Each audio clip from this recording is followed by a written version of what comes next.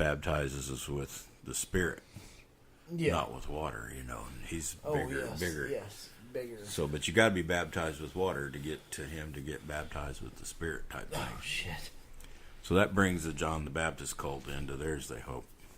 Yeah. Seems like. Well, that sounds reasonable for what they were wanting anyway. But I was trying to bring it. This Judas cult. I heard an interview by a man, and I got to look this all up because I'm just telling you crap off the top of my head, which is really shitty. The Judas cult was around like 100 years before CE, Common Era, and it was pretty popular among the Jews. And they had leaders. Their philosophy was much the same: peace, and we don't need all this crap. Romans slaughtering us and all. Just do your thing and believe in God and all this. I can't remember what all they were into, but they kind of went out of.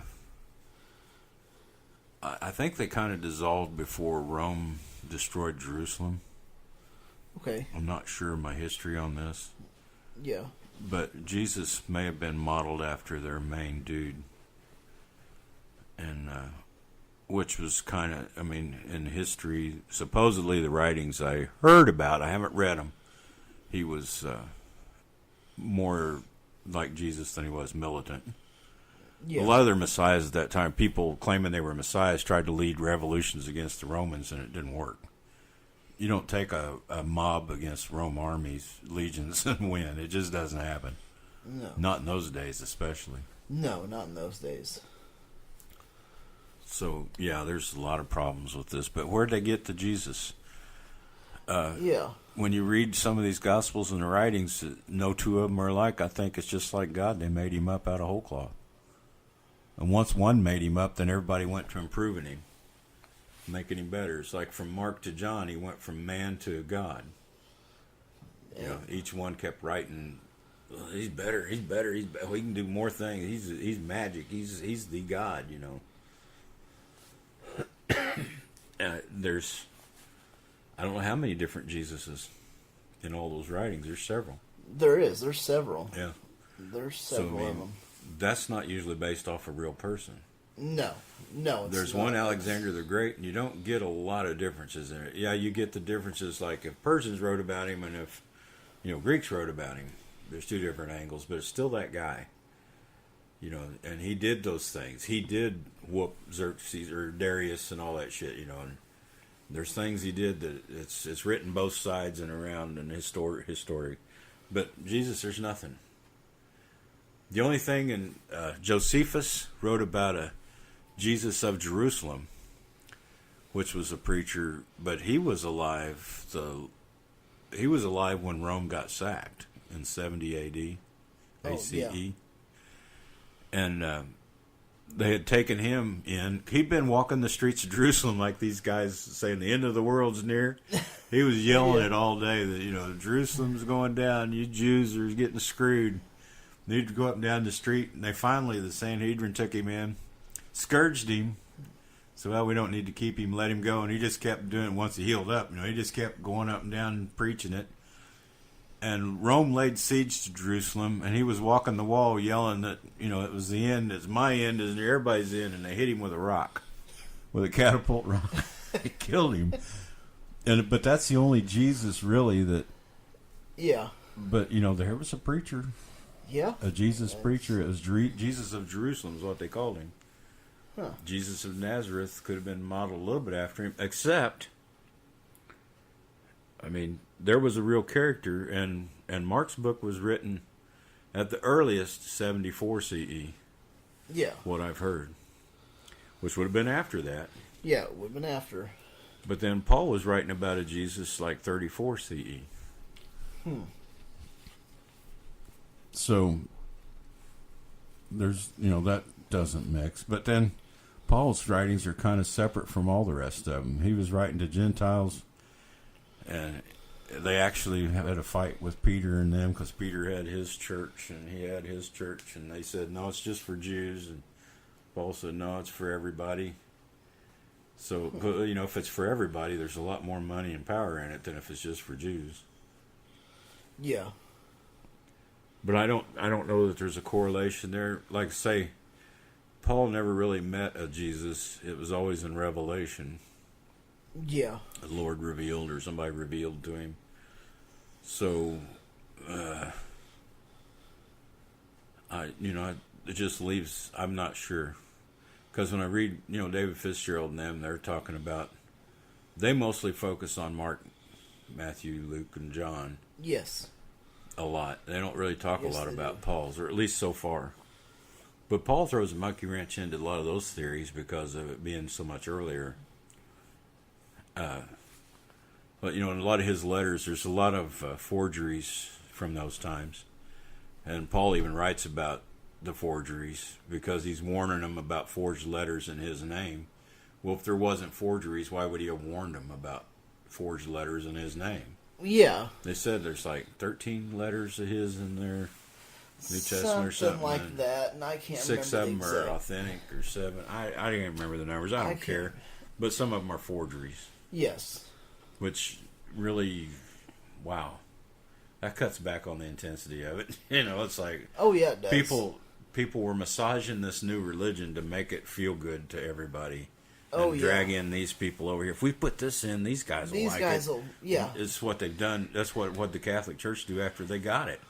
They've dragged in every pagan. You got Easter with bunny rabbits flopping around on the Jesus Day, and you got Christmas with Santa Claus fucking around with a Nordic tree brought in for the tree gods or whatever. It's like, oh my God. And they've done it ever since.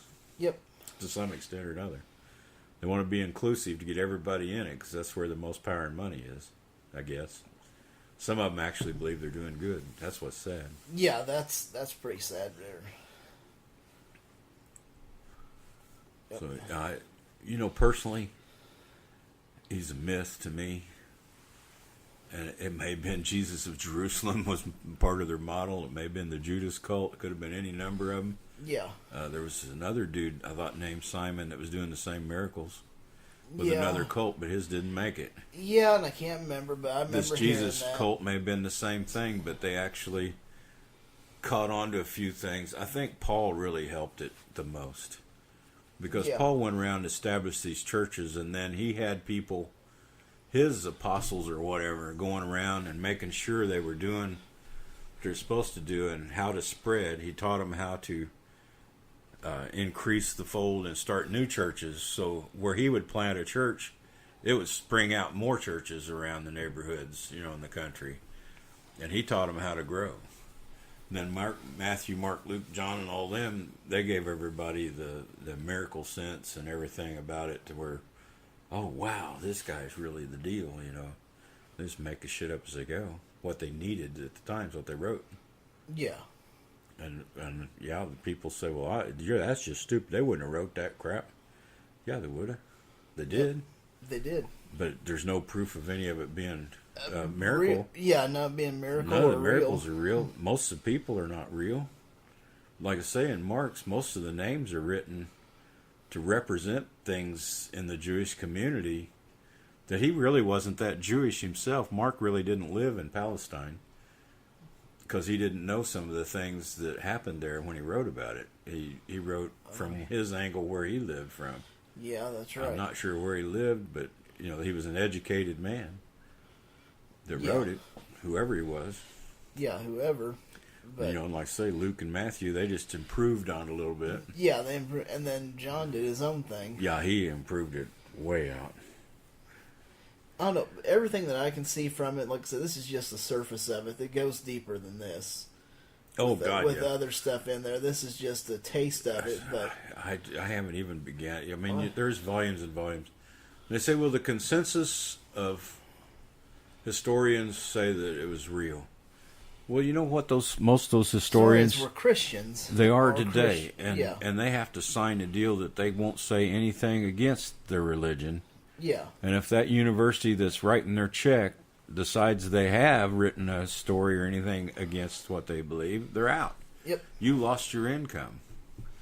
And Fitzgerald, in this Mything in Action, he sent researchers out to find out how many had to sign this.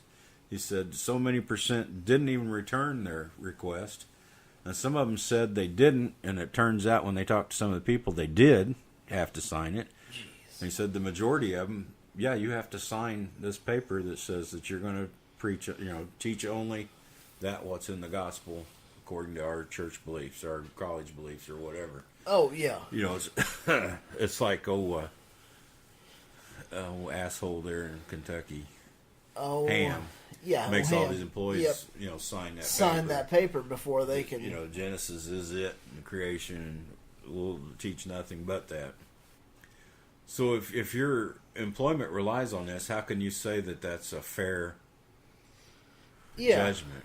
And there's been people that have written their book, and there's one guy that, I'm sorry, I shouldn't even tell it, but Fitzgerald was going through it in that Mything in Action, and the fellow wrote the book.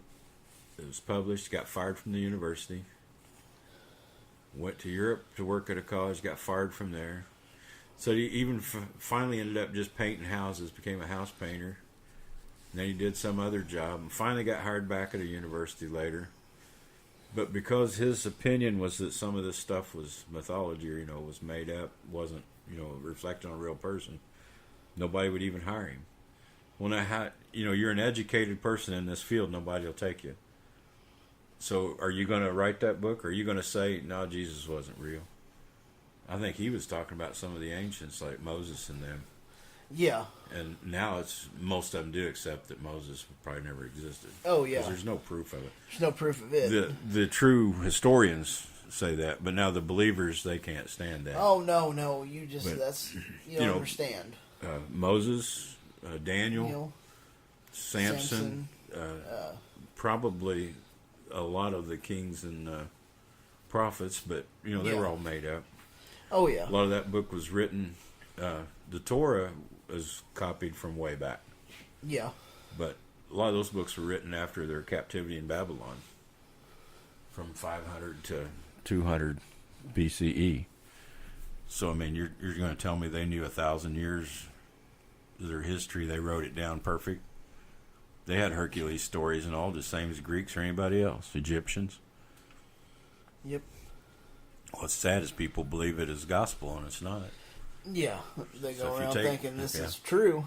This is all true. It's 100% true. But consensus on it, there's no consensus because it's tainted anyway. It is. And no, there's not a lot of mythicists. And it may not be myth completely, but to me, boy, it sure does seem just like because there might have been a rabbi named Jesus doesn't mean that it's not a myth.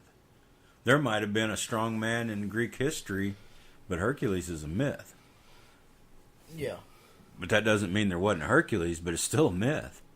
And the Jesus thing is a myth. There's too many discrepancies. There's no tie down. There's no correlation between it and other historians. The only ones that might be are Christian ones. It's all tainted. There's nothing there. I don't, you can argue that, there was a rabbi named Yeshua. Well, big fucking deal. It was 1 in 20 people were named Yeshua. Yeah, it's more than likely there was more than one rabbi called that. Yeah. But he didn't walk on water, and he wasn't killed on a tree. To Jews, to be killed on the tree was a sin beyond all else. You couldn't die on a tree. God said that was a horrible thing to have happen. So this just couldn't be. So they had to resurrect Jesus after his crucifixion to make that all right. Yeah. They just wrote the shit in as they saw fit. Yes. Oh, this looks good here. They lost their temple to the Romans. Yep. They leveled it. They had nowhere to go with their blood sacrifices. This was the final sheep to, they always had the two. One would be let go into the wilderness to, carry all their goodies or what, all the sins laden on one to be killed. Yeah. You let one go and the other one was killed. Barabbas was turned back to the mob and Jesus was killed. It's the same fucking thing. That's what they did. And this was their sacrifice in paper to make the people, it's okay, we don't have a temple, but you got a sacrifice right there. His blood was shed for all of us forever. All you got to do is believe it. Yep. They just wiped out, a couple thousand years of temple belief, or 1,500 years, however many years. However many years it was. And they did it in one fell swoop. So now the Pharisees and all didn't rule the day anymore for them. Anybody could be a preacher in this religion. Yeah. And when it started out, women were okay, but a lot of them got a hold of that. No, we can't have that shit. So. Yeah. Because you go into Gnostic, you had